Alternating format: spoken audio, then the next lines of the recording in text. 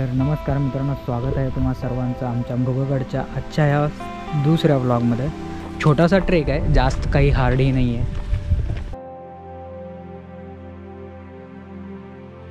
किती सुंदर असं वातावरण आहे हो का। त्या तिथे लिहिलेलं आहे किल्ले मृगगड। आता दाट जंगलवाट सुरू आहे पूर्ण हो का। इकडेही रिबीन बांधलेले आहे। वाऱ्याचा इतका भयंकर आवाज येतोय ना वरनं।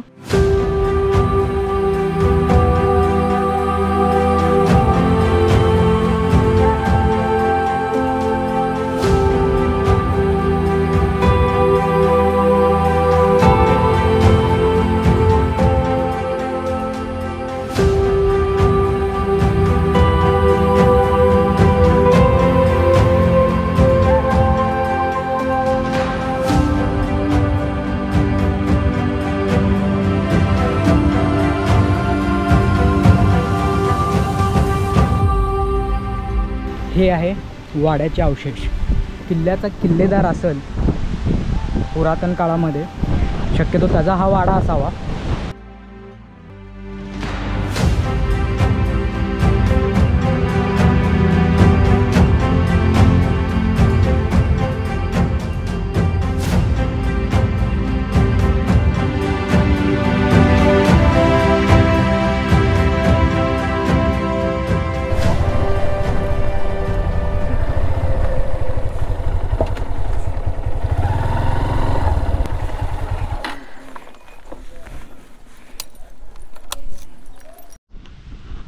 तर नमस्कार मित्रांनो, स्वागत आहे तुम्हा सर्वांचं आमच्या मृगगडच्या आजच्या ह्या दुसऱ्या व्लॉगमध्ये।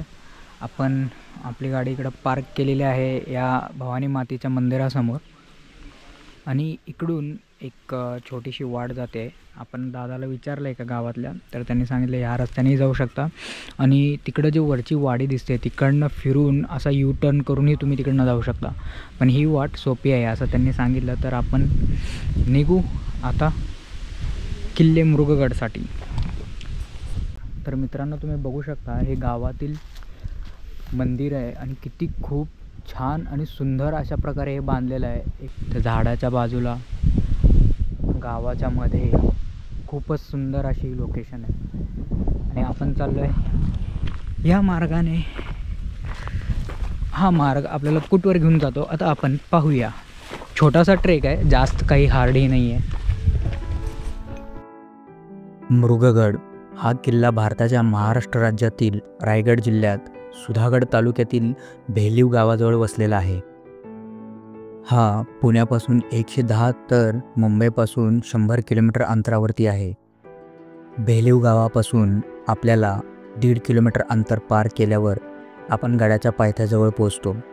त्यासाठी कमीत कमी 30 मिनिटे लागतात। गडाची उंची 1750 फूट असून ट्रेकसाठी मध्यम श्रेणीमध्ये हा येतो। किती सुंदर असं वातावरण आहे, मी सांगू नाही शकत। सेम वाइब येते ज्यावेळेस मी फर्स्ट टाइम तेजसबरोबर आलेलो होतो। कोणता मंथ होता मला आठवत नाही, पण मी पाहून सांगेन तुम्हाला। थंड असा गारवा आहे हवेमध्ये, आणि हवा चाललेली आहे। जास्त मोठा ट्रेलही नाही आहे। आपण बरोबर निघालो आहे। आपण गाडी लावून मंदिराच्या बाजूने ह्या मार्गाने आलो, आणि इकडे पुढे आपल्याला बोर्डही दिसतो एक किल्ले मृगगडसाठी असा लिहिलेला।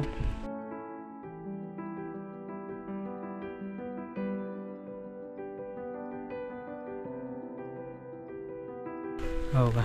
त्या तिथे लिहिलेलं आहे किल्ले मृगगड। हे असं इकडे लिहिलेलं आहे किल्ले मृगगडच्या दिशेने। येताना काय झालं, मानगाव हे एक गाव लागतं ह्या गावाच्या आधी। तर तिकडे आहे ना, मला गुगलने चकमा दिला।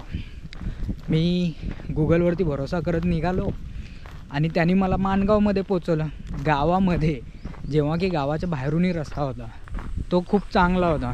गावामधून गेलेल्या रस्त्याचा काही फायदा झाला नाही। मी गावात अडकलो, परत रिटर्न मी त्या रस्त्याला येऊन भेटलो, आणि परत पुढचा मार्ग चालू केला।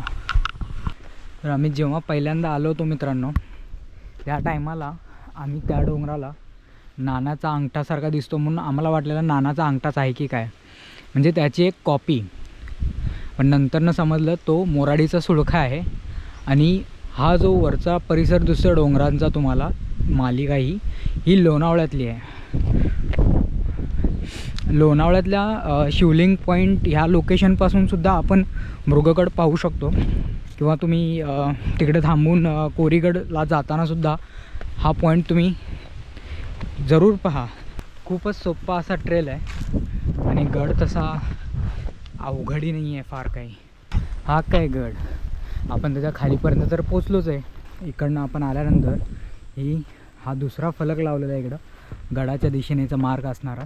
पावसाळ्यात ह्या वाटा समजणं खरंच खूप किचकट असतं बरं का. आपल्याला कोणत्या किल्ल्यासाठी झालं होतं, निमगिरीसाठी असंच आपल्याला खूप प्रॉब्लेम झालेला, कारण आपल्याला मार्ग भेटतच नव्हता. पायवाटेवरती सर्व गवत उगवल्याने फार अवघड असा आपण हुडकत निमगिरी किल्ला गाठला. वेळेच्या अभावापायी आपण हनुमंतगड त्या दिवशी कवर नाही करू शकलो, पण भविष्यात कधी ना कधी आपण तो करणार. आता दाट जंगलवाट सुरू आहे पूर्ण. चहूबाजूला लक्ष असणे ही फार गरजेचं आहे, कारण छोट्या छोट्या अशा जंगलात जंगली प्राण्यांचा वावर असू शकतो. पूर्ण जंगलवाट आहे, कोणीही दिसत नाही आहे एकही. ॲक्च्युली 3 गाड्या तर तिथे उभ्या होत्या, पार्क होत्या. थोडासा एक अनइवन आवाज. आणि आपण जे आत्तापर्यंतचे फलक पाहिले त्यातला हा फलक खूपच जुना आहे. लास्ट टाईम मी जेव्हा आलेलो तेव्हाही हा फलक बघून आम्ही किल्ल्याकडे मार्गस्थ झालेलो. तर मित्रांनो, काही ठिकाणी अशा खुणा देखील आहेत, अशा रिबीनी बांधलेल्या आहेत आणि सिम्पल ट्रेल आहे. जर पावसाळ्यात आलात तर किचकट असू शकतो, पण हिवाळ्यात आणि उन्हाळ्यात तर बिलकुलही नाही. साधा सिम्पल ट्रेल आहे. हो का, इकडेही रिबीन बांधलेले आहेत अशा. आणि आपण एक्झॅक्ट गडाच्या खाली आहोत. वाऱ्याचा इतका भयंकर आवाज येतो आहे ना वरनं, आपल्यालाही आता वारा लागायला चालू झाला आहे.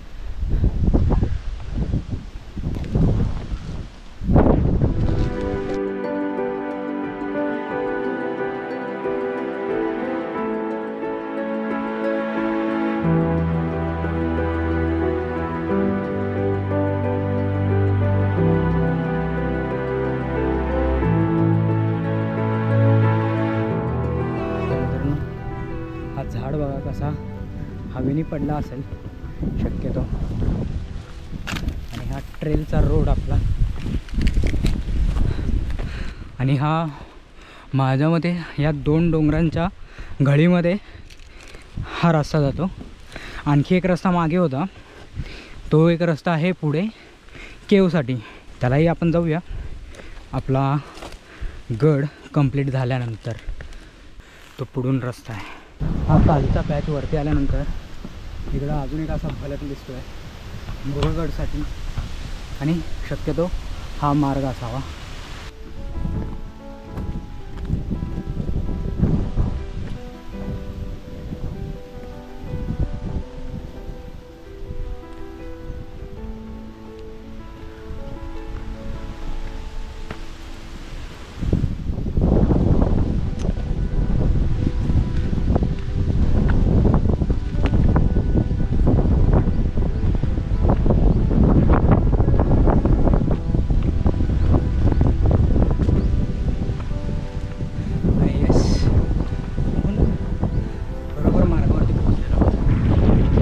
हा तो गळीतला मार्ग आहे.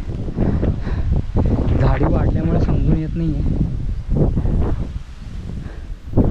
तर चला. तर मित्रांनो, ही ती वाट आहे आणि इथे ते रोप वगैरे लावले आहेत, जे की 1-1.5 वर्षापूर्वी या रोप इथे लावलेल्या नव्हत्या. खूपच चांगली गोष्ट आहे. हे मार्गातील झाडी वाढल्यामुळे मार्ग चुकतो की काय असा आपल्याला भास होतो. चला सुरू करूया.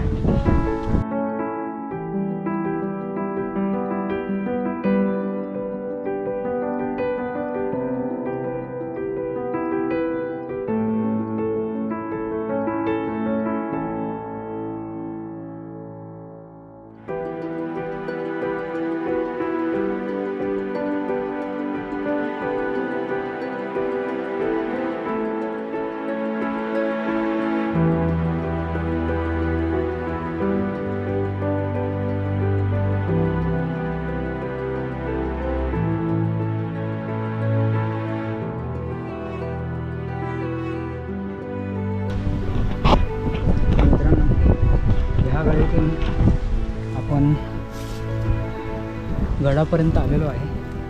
फक्त हा थोडासा पॅच आपला राहिला आहे.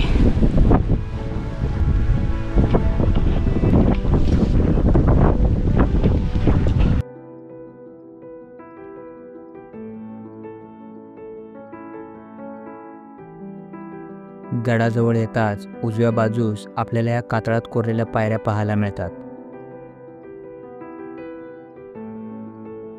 मृगगडसाठी जर आपण या गळीतील मार्ग सोडला तर पूर्ण ट्रेक खूपच सोपा आहे.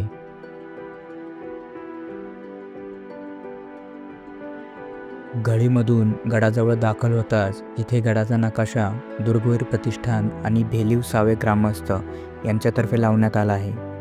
प्रत्येक गडाजवळ असे माहिती फलक असणे गरजेचे आहे. त्याचबरोबर गड संवर्धन कार्यात जर कोणाला आर्थिक मदत करायची असल्यास त्यासाठी QR कोडही येथे दिलेला आहे. गडावर खूपच जोराची हवा चालू असल्याने कॅमेऱ्यामध्ये ऑडिओ रेकॉर्ड होत असेल की नाही यासंबंधी प्रश्नचिन्ह होताच. पण त्याचबरोबर आपल्याला ड्रोन शॉट घेता येईल की नाही याचीही समस्या उद्भवत होती.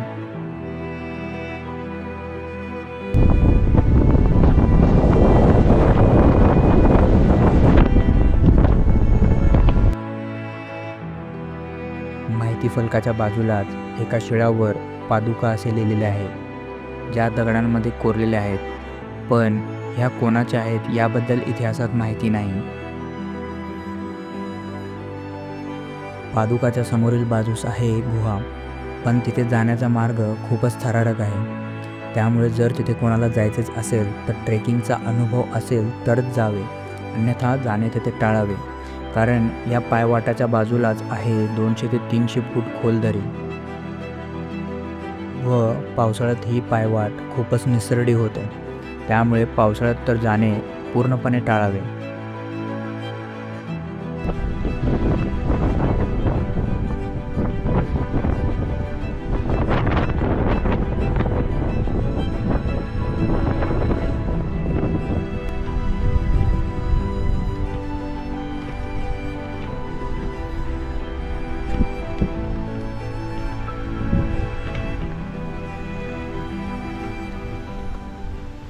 या डोंगराच्या बाजूने झुकून हा मार्ग करावा.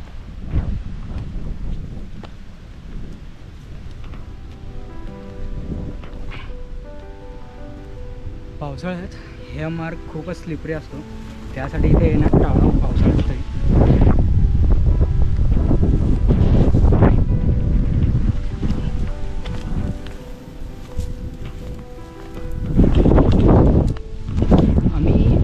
उन्हाळ्यामध्ये आलो होतो असा मला डाऊट आहे, कारण हे वाढलेले गवत वगैरे काहीच नव्हतं त्यावेळेस. आणि हे आलेलो आहे आपण गुहेकडे. अशी ही गुहा आहे, इकडच्या बाजूसही आहे आणि नॅचरली फॉर्म्ड आहे त्या या डोंगराखाली किंवा या दगडाखाली. आणि आपण आलो होतो ती वाट तिकडून आणि खोलदरी खाली, आणि खूपसुरत हा नजारा. आणि हे लोणावळ्यातली पूर्ण डोंगर रांग आहे. म्हणजे इकडेच तुम्हाला टायगर पॉईंट, लायन पॉईंट वगैरे पाहायला भेटतील, आणि इकडच्या साईडला कुठेतरी शिवलिंग पॉईंट आहे.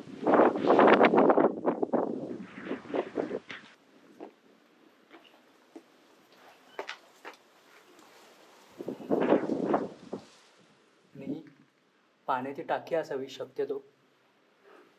हे काय आहे मला माहीत नाही. याबद्दल कुणाला काही माहिती असेल तर तुम्ही सांगू शकता.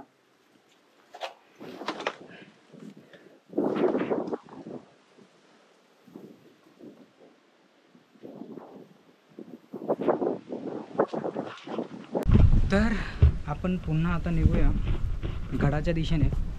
सेम आपण जसे येताना आपल्या या डोंगराच्या साईडला झुकून चालत होतो त्याचप्रमाणे सावधानतेने आपल्याला उतरायचंही आहे. त्याचप्रमाणे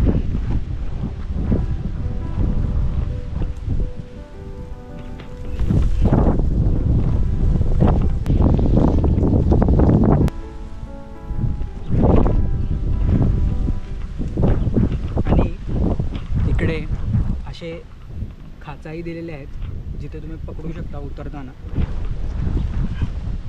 या खाचांमध्ये हात टाकून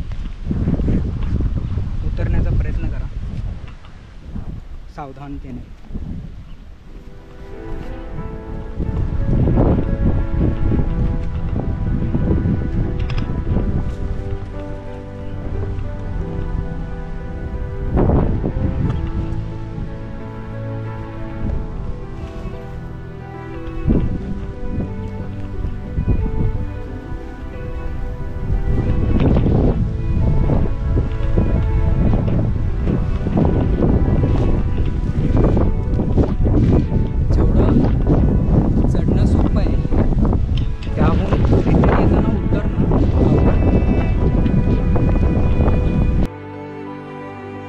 सकाळचे 9 वाजले आहेत आणि इतक्या जोराची हवा इथे चालू आहे. पण विचार करा, मान्सूनच्या पीक मोसमात ह्या गडावरती किती हवा असेल. आपल्या मागे असलेला मृगगड व त्यावरील कातळात कोरलेल्या पायऱ्या आपल्याला दिसत आहेत. त्याच मार्गाने आपल्याला गडावरती जायचे आहे. आपण 2 डोंगराच्या गळीच्या मार्गाने वरती आलो. त्यानंतर गडाच्या खालच्या भागाकडे असलेल्या गुहेकडे जाऊन आता आपण कातळ कोरीव पायऱ्याने गड चढाईस चालू करत आहोत आणि सुरक्षिततेसाठी दिलेल्या रोपचा वापरही आपण करणार आहोत.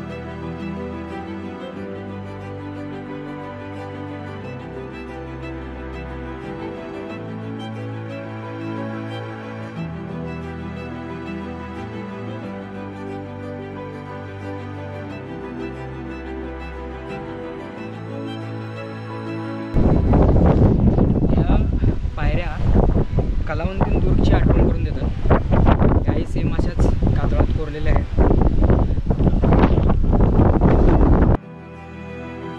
या पायऱ्या पाहून कलावंतीन दुर्गची ही आठवण येत होती. कलावंतीन दुर्गलाही आपल्याला जायचे आहे, पण कधी हे अद्यापही निश्चित नाही. पायऱ्यांच्या शेवटच्या वरील भागात कातळात कोरलेली हनुमानाची रेखीव मूर्ती देखील आपल्याला पाहावयास मिळते. तर मित्रांनो, वरती आल्यानंतर कातळ कोरीव पायऱ्यावर असा एक यू टर्न आणि तुम्ही राहता थेट गडावर. आणि गडावरती येताच सर्वात पहिला तुम्हाला पाहायला भेटते ते मंदिर. गडावर दाखल होताच पहिले लागते ते गडावरील महिषासूर मर्दिनीचे मंदिर. येथे देवीचे दर्शन घेऊन गडभ्रमंतीस सुरुवात केली.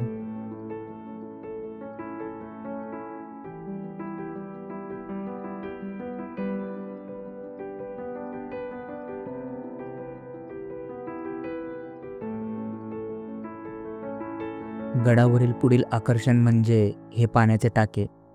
हे आजही गडावर सुस्थितीत आढळते. दगडी पाण्याचं हे टाकं ज्यामध्ये पाणी शुद्धीकरणासाठी शक्यतो एक दुसरी बाजू बनवण्यात आलेली आहे.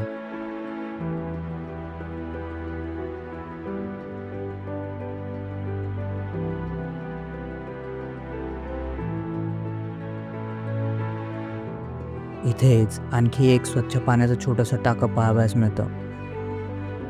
त्यासमोरच गडावरील पुरातन अवशेष पाहावयास मिळतात.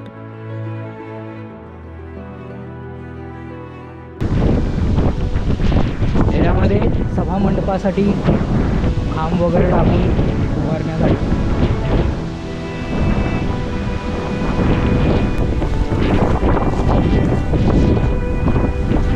आणि हा आहे गडाचा बालेकिल्ला. पाण्याचा टाका पाहिल्यानंतर हाही रस्ता तिकडून येतो.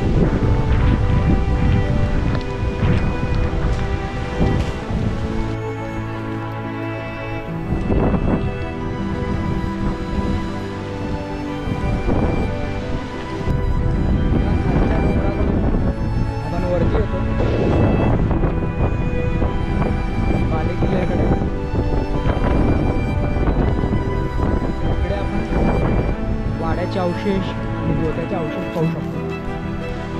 हे आहे वाड्याचे अवशेष. खूपच सुंदर हे वाड्याचे अवशेष आहेत. जो किल्ल्याचा किल्लेदार असेल पुरातन काळामध्ये, शक्यतो त्याचा हा वाडा असावा. आणि हा बाले किल्ला हा किल्ल्यावरील सगळ्यात उंच स्थान हा आहे. आणि जर कॅम्पिंग वगैरे करणार असाल तर त्याच्यासाठी खूपच सुंदर जागा आहे. बरेचसे जण करतात ही नामध्ये. आणि रात्रीच्या जळणासाठी लाकूड पण इकडे ठेवलेलं आहे. आता आपण इकडून पुढे निघूया. मी जेव्हा जीवधनसाठी गेलेलो, खरंच सांगतो मला मार्ग सापडत नव्हता काही ठिकाणी. अजून बरंचसं जीवधन किल्ला खूप मोठा आहे बघण्यासाठी. आता आपण चाललेलो आहे गडाच्या पश्चिम भागाकडे, पूर्व भागात जिथून आपण चढाई केली.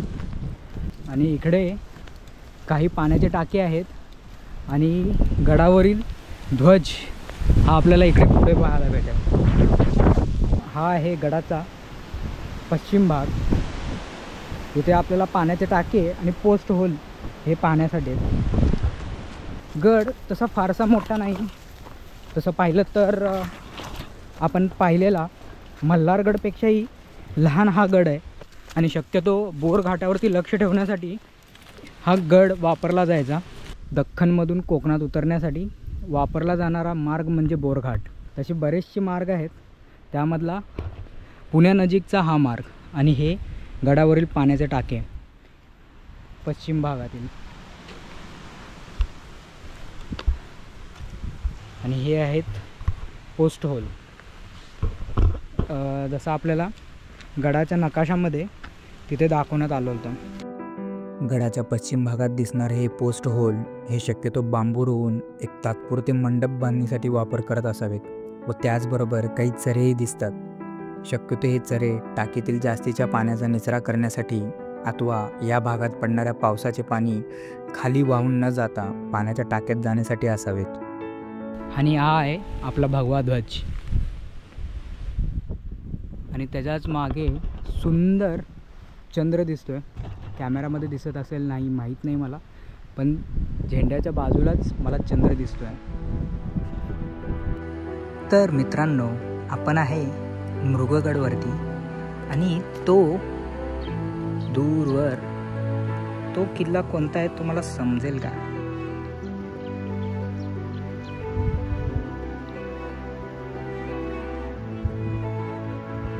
फक्त आणि फक्त सह्याद्रीत फिरणाऱ्या लोकांनाच माहिती आहे की हा कोणता किल्ला आहे.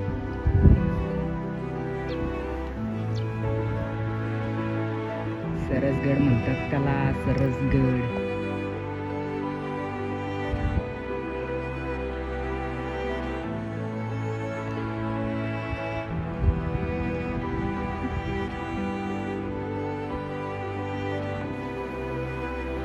तर मित्रांनो, आपण येताना अंबा नदी पाहिली. ती अंबा नदी इथून लोणावळ्यातल्या ह्या डोंगर रांगेतून उगम पावते आणि ती ह्या गावातून ही अशा प्रकारे वाहते.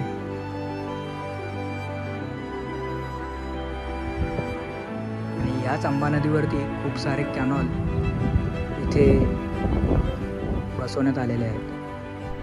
तर मित्रांनो, बराच वेळ येथे विश्रांती केल्यानंतर आपण वाट बघितली की हवा थोडीशी कम होईल आणि आपल्याला चांगले ड्रोन शॉट्स घेता येतील. पण तसं वाटत नाही आहे, कारण हवा फार जोरात चालू आहे आणि काही सेकंदासाठी अथवा एखाद्या मिनटासाठी हवा शांत होते. त्यानंतर कंटिन्यू हवेचा जोर चालूच आहे. त्यासाठी आपल्याला वाटत नाही की गडावरून आपल्याला चांगले शॉट्स घेता येईल. त्यासाठी आता आपण इकडून निघण्याचा प्रयत्न करूया.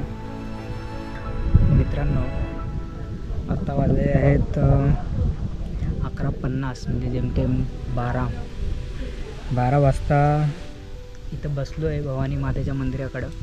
गावातील खूपच सुंदर असं हे मंदिर आहे आणि मस्त झाडाची सावली आहे. त्या सावलीखाली थोडासा बसलो आहे.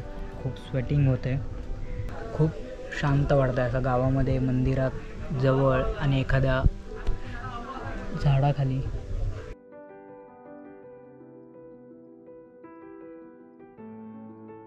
तर आपला ट्रेक संपलेला आहे इकडे. आणि आता आपण 12 वाजता परतीचा मार्ग पकडत आहोत. 2:30-3 वाजेपर्यंत आपण आपल्या घरी पोचू. तर चला बाय, भेटूया नेक्स्ट ब्लॉगमध्ये. तर मित्रांनो, आजचा हा ब्लॉग कसा वाटला आम्हाला कळवण्यास विसरू नका. व व्हिडिओ आवडल्यास लाईक, शेअर आणि कॉमेंट करायला विसरू नका. आणि असेच व्हिडिओ पाहण्यासाठी आमच्या चॅनलला सबस्क्राईब करायलाही विसरू नका.